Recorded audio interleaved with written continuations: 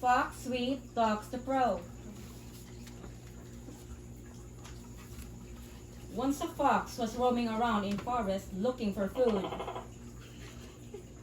He looked everywhere but couldn't find any food. Then he looked up and saw a crow sitting on a tree holding a piece of bread in his beak. Seeing that bread, Fox started to drool over. Just then, Fox called Crow and saying, "Master Crow." When Crow looked at him, he said, "How handsome you look."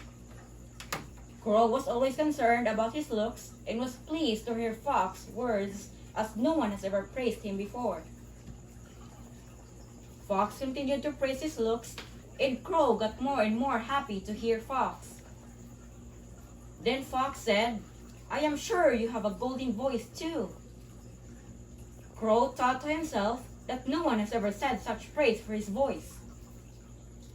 Since Fox was saying it, Crow thought to himself, But surely, if an intelligent fellow like Fox has says that I have golden voice, then I must be right. Crow's smile grew wider. "I will be happy if you could sing for me," said Fox.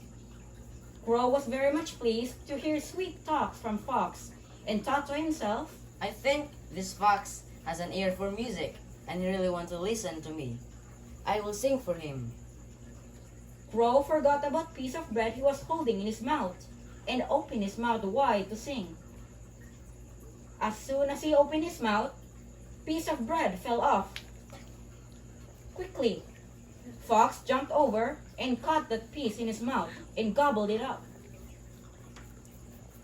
As soon as Fox ate that piece, he left and Crow had nothing left to eat.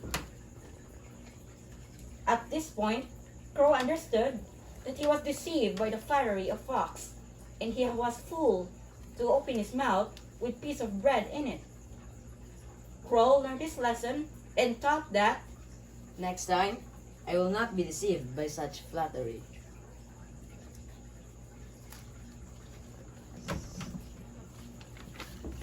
Blas, the crow. Novi, the fox. Brel, the propsman.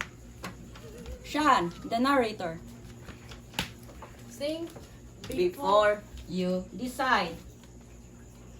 thank you.